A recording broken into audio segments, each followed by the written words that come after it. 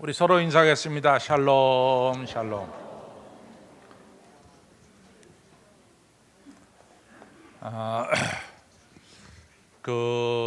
우리나라가 세계에 우리나라 분들이 안 가신 곳이 거의 없다, 이렇게 해도 과언이 아닌데요. 제가 이제 남미에서도 이민 생활을 했고 또 미국에서도 이민 생활을 했는데, 우리나라 이민자들이 이것은 좀 성공하지 못했다, 이런 생각이 드는 것이 바로 이 멕시코 이민 같습니다. 왜냐하면은 그래도 저도 뭐 한 19년 이민 생활했기 때문에 되게 이민 생활들을 아는데요. 멕시코는 제가 생각했던 이민 생활하고 좀 다른 것 같아요. 우리나라가 이 처음으로 이제 하와이의 사탕수수 노동자로 가기 시작했죠. 근데 이제 그 일본인들하고 우리나라 조선 사람들하고 같이 사탕수수에서 일을 하다가 일본 사람들이 한국 사람들이 자꾸만 들어오는 게 좀 부담스러웠던 것 같아요. 그래서 우리 한국 분들이 하와이의 사탕수수 밭으로 노동 이민 가는 것이 좀 그쳐지고, 대신에 1905년에 1033명입니다. 1033명이 1905년 4월에 멕시코 유카탄으로 이같이 선인장 캐로 이민을 갑니다. 대부분 간분들의 성함들을 보니까 한 마을에서 집중적으로 간 것 같아요. 되게 송씨 성을 가진 분하고 나씨 성을 가진 분들이 대부분 갔습니다. 근데 이제 아시다시피 그 애니깽이라고 하는 것이 딴 게 아니라 그 선인장 있잖아요. 이 뿌리가 크게 나는 선인장, 그걸 애니깽이라고 부르는데, 그 선인장을 잘라 가지고 가공을 하게 되면 선인장이 섬유질이 많아 가지고요, 그거 가지고 밧줄을 만들었답니다. 근데 나이롱 합성 섬유가 나오기 전까지 이 애니깽은 밧줄을 만드는데, 질기니까 밧줄을 만드는데 아주 중요하게 사용됐다고 합니다. 그러나 이제 합성 섬유가 나오기 시작하면서부터 이제 그 섬유질로 만드는 이 밧줄은 더 이상 쓰게 되지 않았죠. 근데 이제 1905년 하니까 아직까지는 한일합방 되기 전이죠. 1910년이 한일합방이니까. 그러니까 4년 계약으로 1033명이 갔어요. 근데 그 당시에 우리 대부분의 이 농사를 짓는 분들이 갔답니다. 이 브라질 이민은 1960년도에 처음으로 시작됐는데, 브라질 이민은 사실은 농장 이민이지만은 브라질 이민 간 사람들은 농사를 짓는 사람들이 간 것이 아니라 5.16 쿠데타 이후에 많은 대령 출신들, 중령 출신들이 그때 갔어요. 그래서 이 브라질 이민의 초창기는 되게 군인 가족들로 이루어졌습니다. 근데 반면에 이 멕시코 이민은 농사를 짓는 분들이 갔어요. 가니까 1905년 하면 우리나라 얼마나 캄캄했던 때예요. 전기불도 없었고 먹고 살기 힘들 때죠. 근데 그때 가니까 적어도 그분들이 매일같이 닭고기는 먹을 수 있었대요. 그러니까 그거는 우리나라 그 당시에 분들로 볼 때는 대단히 획기적인 일입니다. 매일 일하고 닭고기를 먹을 수 있었으니까. 그리고 이 선인장을 갖다가 예를 들어서 하루에 1000개를 잘라와라, 그리고 1000개 이상 되는 것은 요즘 말을 말하면 인센티브를 주기 시작했어요. 그래서 1000개가 기본이고 1200개를 자르면 200개에 대한 인센티브를 받기 시작했습니다. 그러니까 우리나라 분들이 열심으로 일해가지고 1000개 잘라야 되면 1200개, 1300개 잘랐고, 또 본래 농사를 짓던 분들이 가니까 이 농사가 힘들질 않았대요. 본래 농사를 짓던 분들이 갔으니까. 그래가지고 한국 사람들이 꽤나 이제 그 당시에 돈을 모아서 그 당시에 이 독립운동 자금으로 10만 불을 보냈다잖아요. 그 당시 10만 불은 지금 100만 불도 넘습니다. 그래가지고 이같이 애니깽 사람들이, 우리 한인들이 일을 했는데, 문제는 뭐냐면은 이같이 한국 사람들이 일을 잘하니까 이 멕시코라는 나라가 크게 보면 두 족속으로 이루어졌어요. 하나는 아즈텍 문명이고 하나는 마야 문명입니다. 근데 유카탄은 마야 문명이에요. 마야. 멕시코 시티는 아즈텍 문명이죠.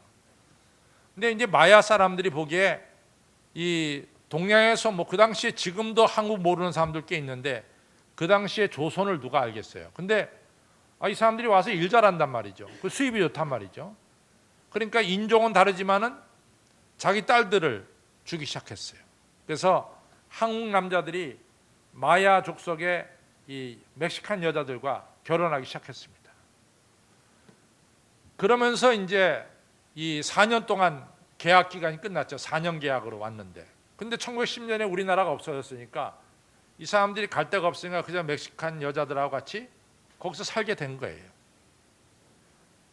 근데 문제는 거기서 그때 살고 있던 분들이 지금까지 사는 거예요.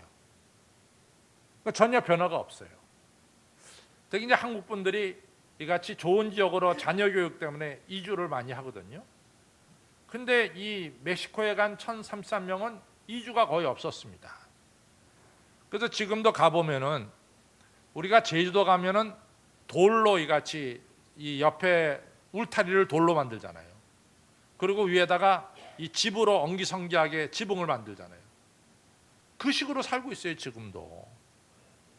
그러니까 한인들이 지금 4세, 5세가 됐는데 100년이 지났어도 100년 전의 삶의 환경과 지금의 삶의 환경과 크게 다름이 없습니다. 왜 그랬냐 했더니 이 멕시코 여자하고 결혼했기 때문에 그 멕시코 처갓집들이 다 거의 모여 살기 때문에 그냥 그렇게 사는 게 운명인 줄 알고 그렇게 살았다는 거예요. 움직이지 못하고.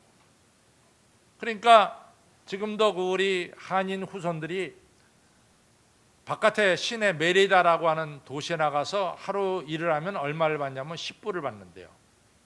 그럼 10불이면 이제 10,000원 좀 넘게 받는 거죠. 그러면 거기까지 자동차비가 얼마냐면 차비가 3불 정도 쓴대요. 그러면 7불을 가지고 하루를 먹고 산다는 거죠.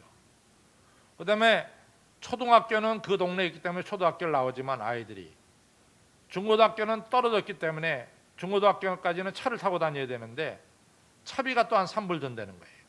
그러니까 아버지가 10불 벌어와서 3불 차비 쓰고 7불 가지고 먹고 사는데 거기서 어떻게 3불을 또 띄워서 걔를 학교를 보내냐 말이지. 그러니까 애들이 전부 다 초등학교만 졸업하고 그 집에서 그냥 이 마기를 하면서 사는 거죠. 그러니까 한인이 100년이 돼도 삶의 변화가 일어난 게 아니에요. 그래서 참 우리 한국 사람들이 그렇게 살기 어려운데 참 너무나 안 됐어요.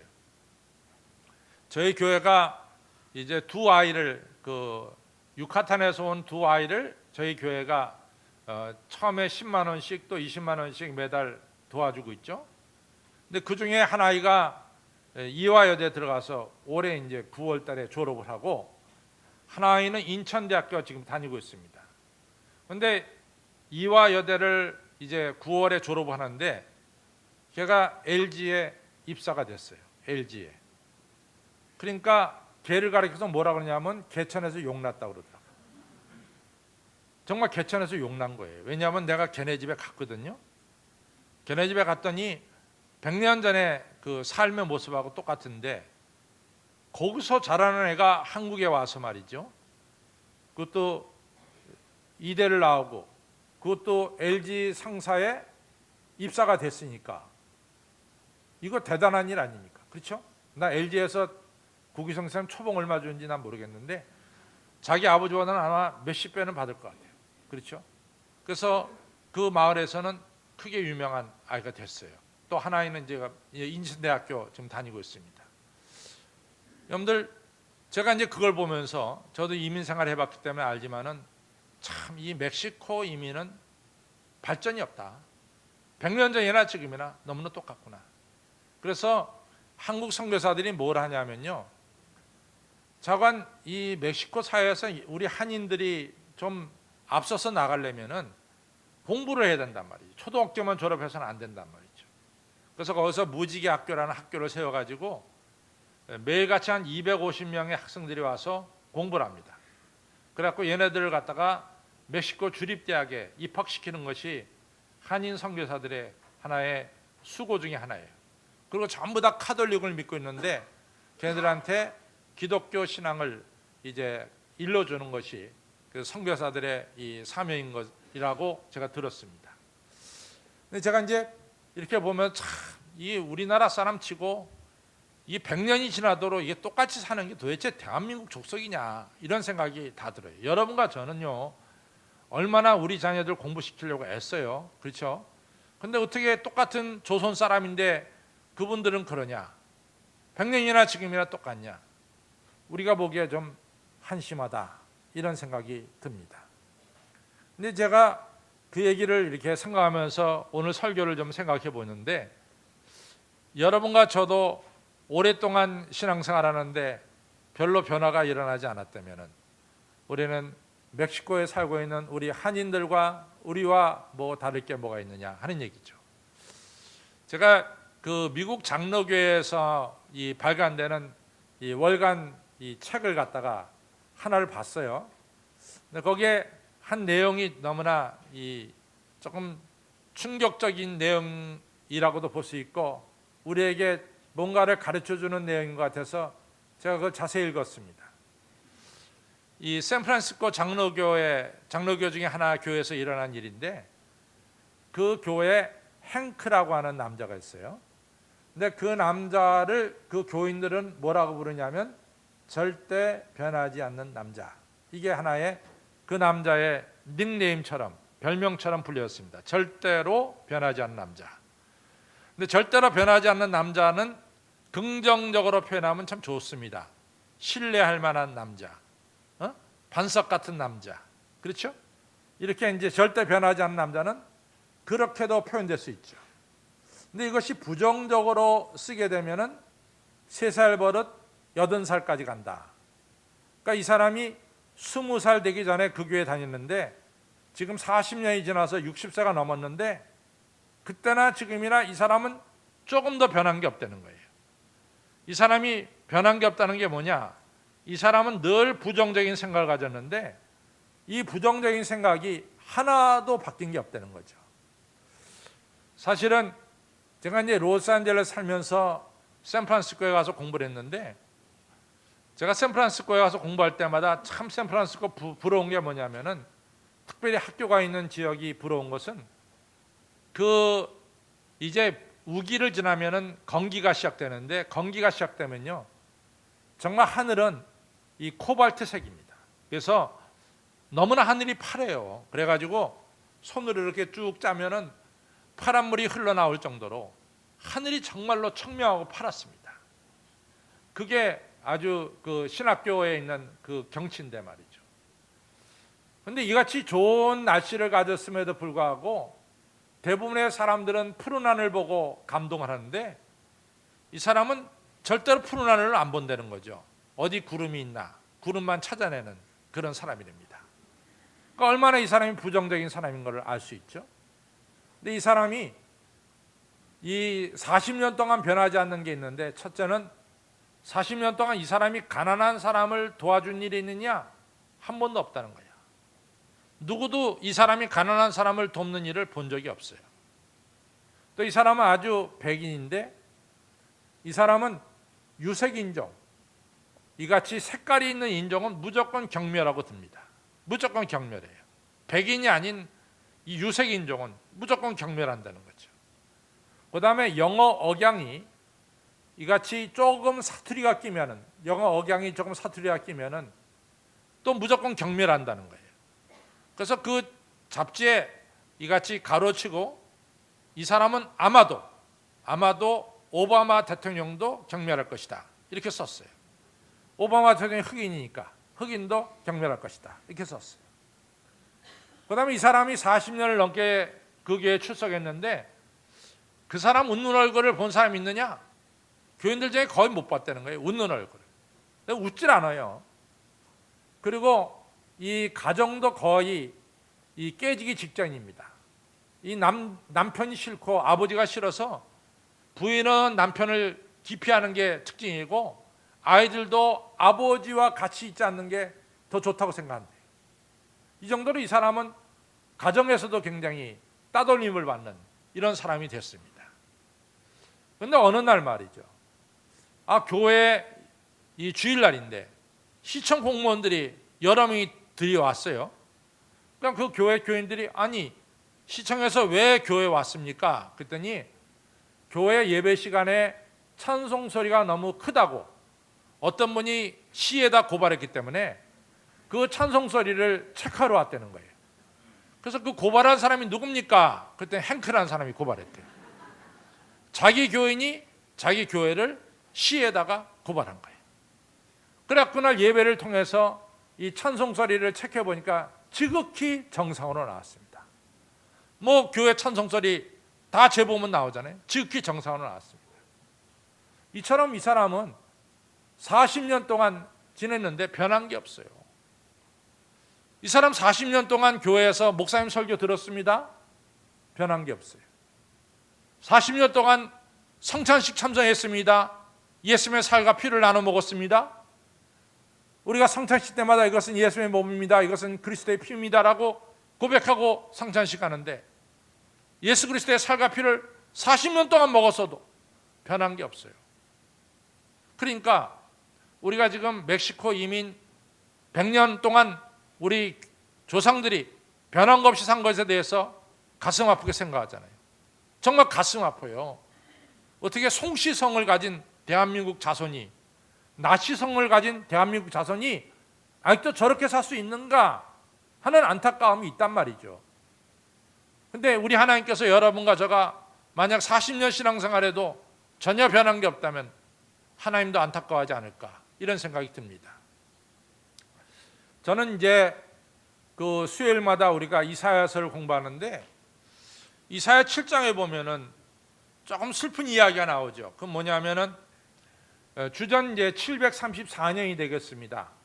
그때 이제 이 북이스라엘 그 왕이 배가고 또 지금 한참 이 난리를 펴고 있는 시리아 아람 나라의 왕 르신이 두 나라가 연합해서 예루살렘을 침공했어요.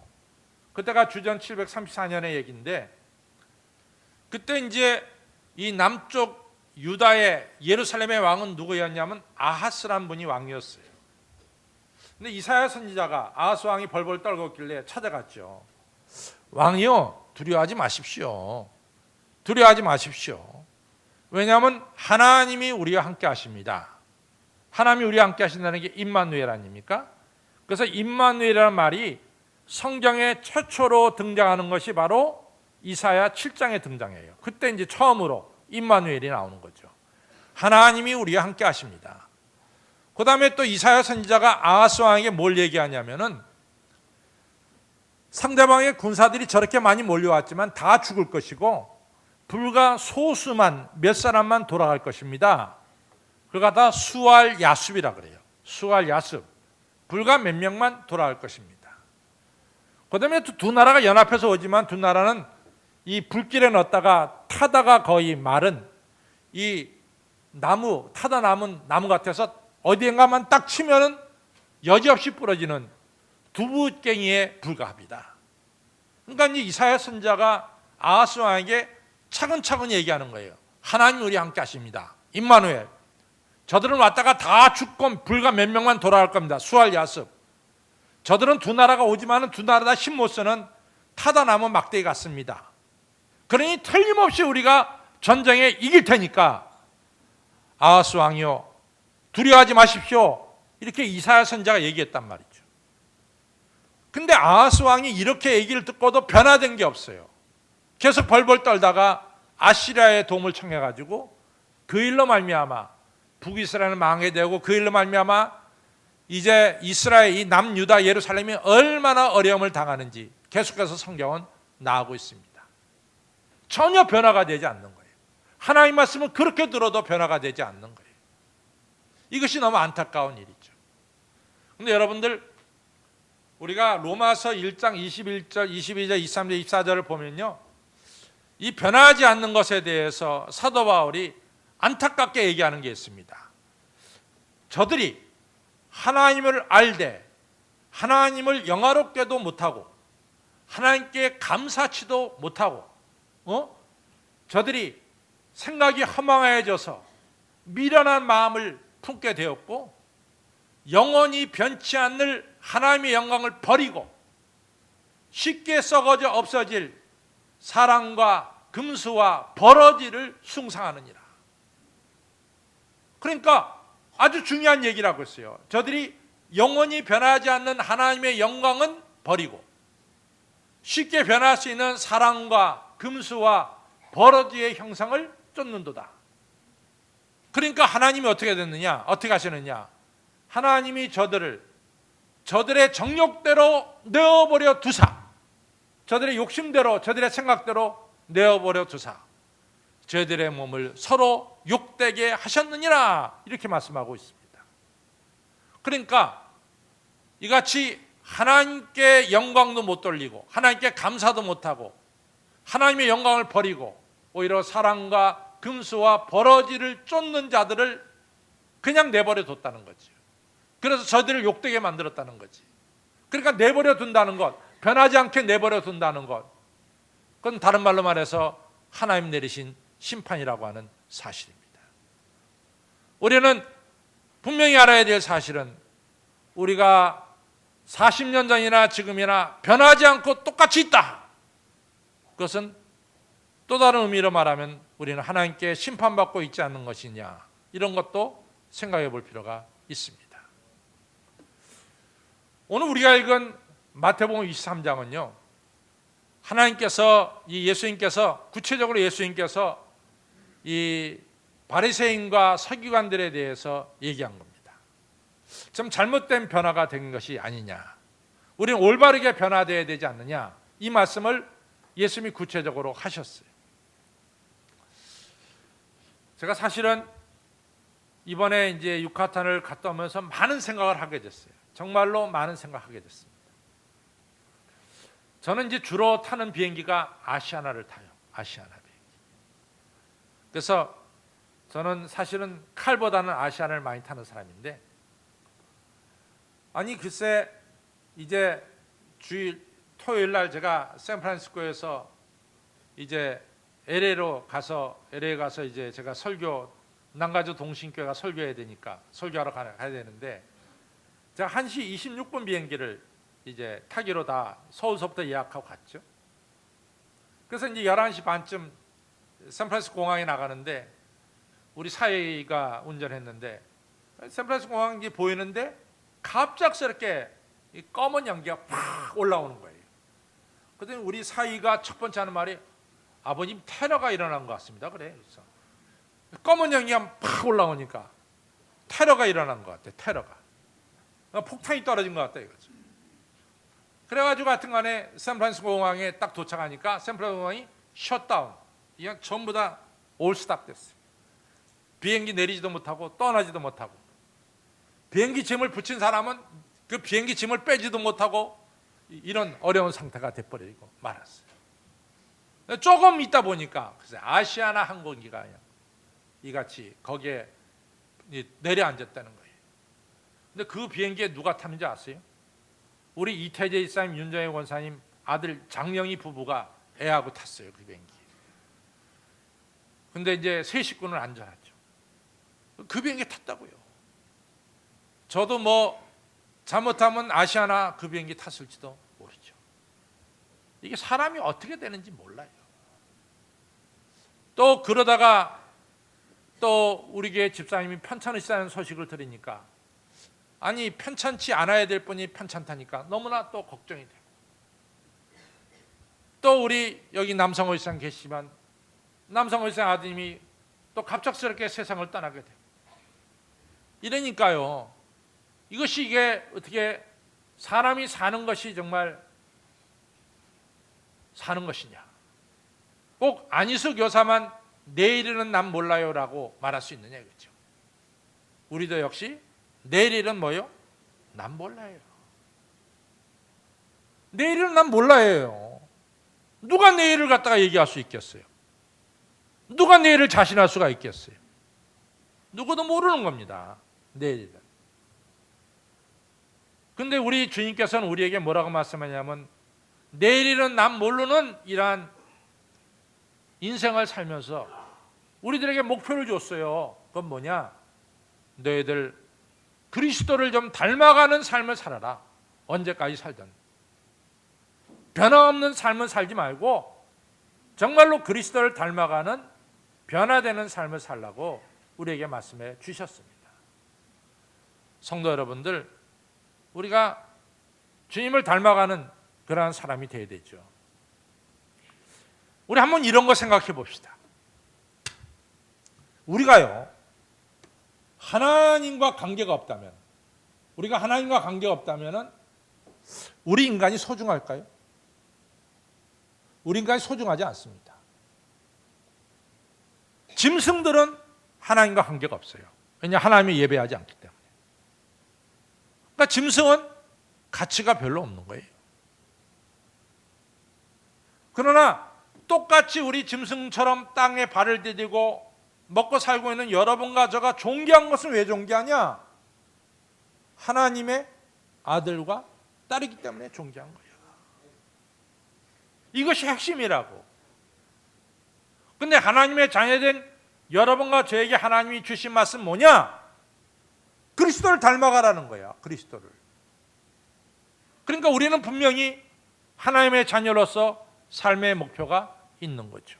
뭡니까? 그리스도를 닮아가는 거죠. 그리스도처럼 어떻게 해요? 변화되는 것이죠. 이것이 우리의 삶의 목표가 되는 겁니다. 그런데 이제 오늘 바리새인과 서기관들이 어떻게 변했느냐? 저들이 첫째는 자기와 다른 사람을 자꾸 구분시켜요. 그게 문제라. 왜냐하면 예수님께 찾아가서도 이런 얘기하거든요. 우리 제자들은 금식하는데 왜 당신네 제자들은 금식하지 않습니까? 우리들은 안식일을 지키는데 왜 당신은 안식일을 안 지킵니까? 우리들은 절대로 세리 같은 죄인들하고는 식사하지 않는데 왜 당신은 세리와 죄인들과 식사합니까? 당신들하고 우리는 다릅니다. 자꾸만 사람들 사이를 이 구분을 시키는 거예요. 구분. 이것은 우리 예수님 보시기에는 잘못된 거라 이거지. 왜 사람을 자꾸만 구분시키느냐, 나누느냐, 이건 잘못된 거라 이거지. 그다음에 오늘 예수님께서 마태복음 23장에서 너희들은 그릇의 겉은 깨끗하게 닦지만 안은 안 닦지 않느냐? 왜 겉만 번지르게 하느냐? 너희 속이 깨끗해야지. 이 사람들은 속은 절대로 다루지 않아요. 속 사람은 겉에만 그냥 깨끗하게 하는 거예요. 그래서 시장 같은 데 갈 때는 오히려 옷을 갖다가 화려하게 입고 높은 상자에 앉아서 사람들에게 인사받기를 좋아하는 이런 사람들이 돼버리고 말았어요.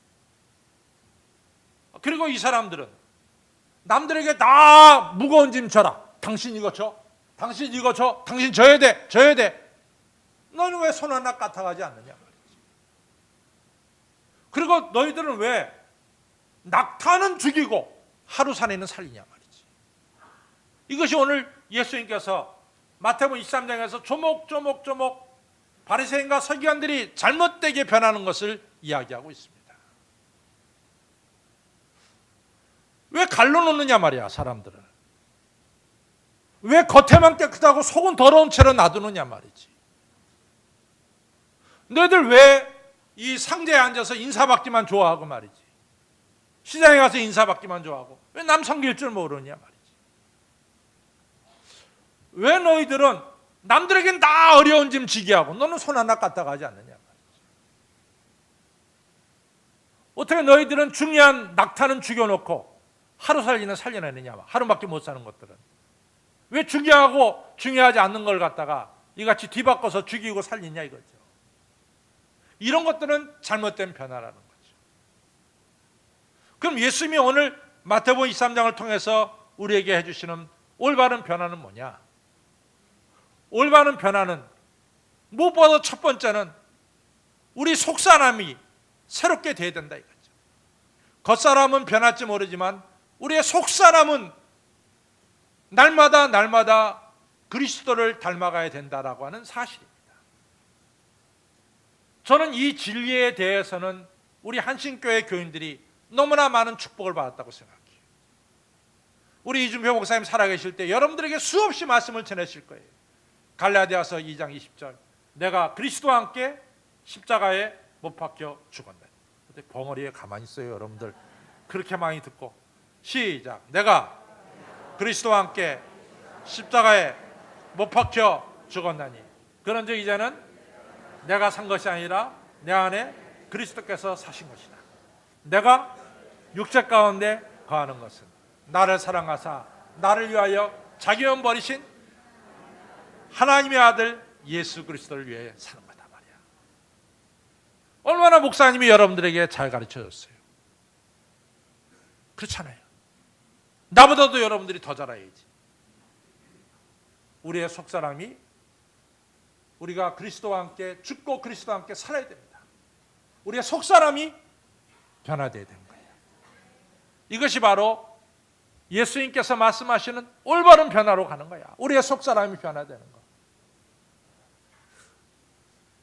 두 번째로요.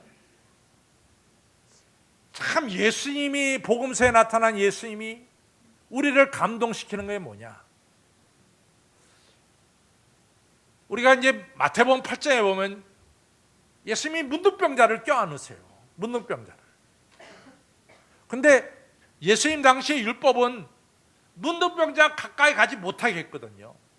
그리고 문둥병자한테 이 흰 수건을 가지고 다니면서 너 길 갈 때 사람들이 네 옆에 오지 않도록 이렇게 흔들면서 나는 부정하다 부정하다 부정하다 하면서 다녀라 그 말이야. 행여나 사람들이 너 몸에 부닥치면 부정해지니까 네가 사람들이 가까이 오지 않도록 부정하다 부정하다 하고서 다니라 그랬다고요. 근데 예수님이 그 사람을 껴안는 거야. 문둥병자와 예수님 사이에 간격을 없애는 거지. 그 치유하고 문둥병자를 온전한 사람 만들어 주는 거죠. 예수님이 일부러 삭개오의 집에 가는 거야. 그래서 삭개오로 하여금 너도 아브라함의 자손이다 불러드리는 거죠. 예수님은 사람과 사람 사이의 간격을 갈라놓는 것이 아니라 서로 하나 되게 하는 거죠. 그래서 베드로로 하여금 고넬료의 집에 가서 예배드리게 한 거 아니에요. 베드로 한 번도 이방인 집에 가서 밥 먹어본 적이 없는데 사도행전 10장에 이방인 집에 가서 밥 먹잖아요. 이같이 우리가 예수님 믿으면 믿을수록 서로 하나가 되고 간격이 무너지는 것, 그것이 올바른 변화입니다. 올바른 변화입니다. 저는요, 우리 한국 교회가 조금 안타까운 게 뭐냐면은, 제가 이제 WCC에 대해서 얘기하려면 참 많이 얘기할 게 있어요. 근데 WCC가 우리나라에서 개최되는 거에 대해서 반대하는 나는 교인들을 이해할 수가 없어요. 또 그들이 주장하는 것은 전부 다 잘못된 거예요. 잘못된 주장을 하고 있다고요. 그러면서 우리 한국 교인들 현혹시키는데 너무 가슴이 아파요. 잘못된 주장하면서. 아니, 외국에 있는 크리스찬들이 한국에 가서 그들이 얼마를 돈을 가져오냐면 80억 원을 가져와요. 80억 원을. 우리나라에서 부산에서 열흘 동안 회의하면서 제네바에서 가져오는 돈이 80억 원이에요. 80억 원. 그걸 우리나라에다 다 쓰고 가는 거라고. 세계 교인들이 말이죠. 아, 그걸 왜 반대해? 왜? 이해할 수가 없어요. 아니, 우리가 조금 신앙 모습이 다른다 할지라도 그리고 반대하면 되겠어? 같이 뭉쳐서 말이지. 성도 여러분, 여러분과 저는 예수님을 오래 믿을수록 다른 사람을 더 많이 포용하시고 용납하시기를 바랍니다. 갈라놓지 마세요. 갈라놓는 게 아니에요. 서로 포용하고 용납하는 게 올바른 신앙이라고. 우리 예수님께서 끌어안으셨잖아요. 그 다음에 오늘 예수님께서 말씀하시는 것은, 야, 십자가 져라. 남한테 십자가 다 지라 그러고 너는 손가락 하나 까딱 안 하고. 그거 되겠어? 아니지. 십자가를 져야만이 네가 나를 따르는 제자가 되는 게 아니냐라고 말씀하고 있습니다. 사랑하는 성도 여러분, 우리는 그리스도를 닮아가야 됩니다. 그렇죠? 닮아가기 위해서 제일 첫 번째 뭐요? 내 속사람이 변화해야 돼요.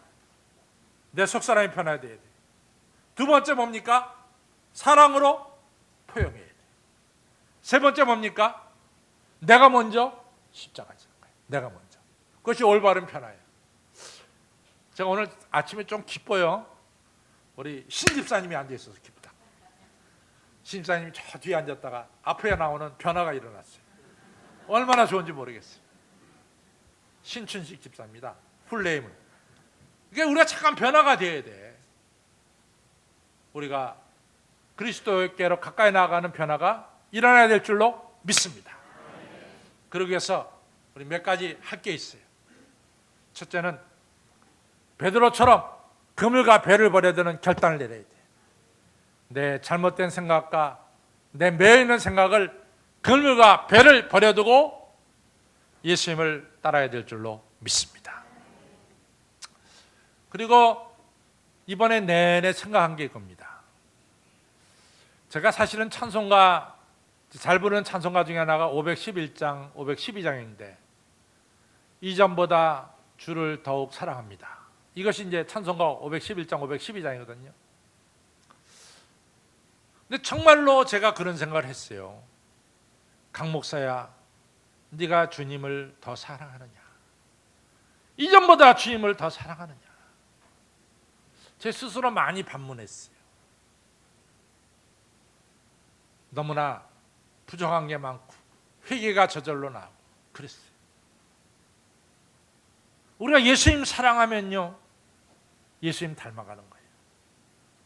사랑하면 닮아갑니다. 저 따라서 예수님 사랑하면 예수님 닮아간다. 우리가 변하지 않는 것은 예수님 사랑하는 것이 약하지 않을까, 이런 생각이 듭니다. 우리 신명기 6장에 너희는 마음을 다하고 성품을 다하고 힘을 다해서 주 너희 하나님을 사랑해라. 이것이 뭡니까? 마음과 성품 다 너희 생명을 바쳐서 주 너희 하나님을 사랑하라는 거예요. 아무쪼록 여러분과 저 이전보다 더 예수님을 사랑하시기를 바랍니다. 그래서 변화가 일어나기를 바라고, 그리고 성령의 감동에 무조건 순종하세요. 성령의 감동에, 성령이 감동하신 대로 무조건 순종하세요. 오늘 일부 예배 끝났는데 우리에게 권사님 한 분이 제 방에 들어왔어요. 목사님, 저도 이제 딸밖에 없잖아요. 그래서 그러냐고. 그래서 뭐 딸밖에 없다는데, 근데 뭐 아들 낳는 사람은 기술이 좋고 딸 낳는 사람은 기술이 없습니까? 나 저 뭐 우리 딸이 아들 낳았다고 그렇게, 목사님 드디어 아들 보셨네 그래. 그래서 약간 뭐 조금 이해가 안 되긴 안 되는데, 뭐 하여튼 그래. 그분이 그래요. 목사님, 제가 딸밖에 없어서 늙어서 제 집사람이나 저나 제 남편이나 저나 병들면은 딸과 사이에게 손 벌리기 싫어서 장롱속 깊은 곳에 병들었을 때 쓰려고 돈을 모았습니다. 근데 목사님이 건축원금을 하면서 10번 기도하고 정하라 그럴 때 사실은 제가 장롱 속에 숨겨둔 돈을 기억하지 못했습니다. 10번 딱 기도하고 날 때 딱 머리 떠오르니 장롱 속에 내가 아플 때 쓸 돈이 숨겨졌지, 우리 남편하고. 그래서 제가 10번 기도하고 그 생각나서 가지고 오늘 교회에 바칩니다. 그 두 분이 장롱 속에 있던 돈을 갖다가 바쳤어요. 주님을 사랑하기 때문에 바치는 거예요. 여러분과 저 이전보다 더 예수님을 사랑하시고 성령의 감동에 순종하셔서 주님을 닮아가는 우리 모두가 되시기를 주님의 이름으로 축원합니다. 기도하겠습니다. 아버지 하나님이여, 감사합니다. 오늘 이처럼 거룩한 주일날 나와서 저희들이 예배를 드립니다. 우리가 40년 전이나 지금이나 아무 변화가 없다면 우리 주님 보시기에 얼마나 안타깝고 우리 주님의 마음을 아프게 하는 일일 겁니까? 주님은 우리를 성장하라고 온갖 걸 다 주었는데 우리는 좋은 음식, 좋은 양식 40년 동안 말씀을 받아 먹었고 떡과 포도주를 받아 먹었음에도 불구하고 40년 전이나 지금이나 조금 더 변화된 게 없다면 얼마나 안타깝고 슬픈 일입니까? 주여, 저희들의 오늘의 상태를 볼 수 있도록 도와주시고 변화되지 못한 게 있다면 이 시간 회개하고 주 앞에 메어달리는 저희들 되도록 도와주시고 우리의 속사람이 변화되는 역사가 있게 하여 주시고 이전보다 더 주님을 사랑하는 저희들 되게 하여 주시고 성령의 감동에 순종해서 예수님을 닮아가는 진정한 변화가 일어나는 저희 모두가 되게 하여 주시옵소서. 감사하며 예수님 이름으로 간절히 기도로 싸움나이다. 아멘.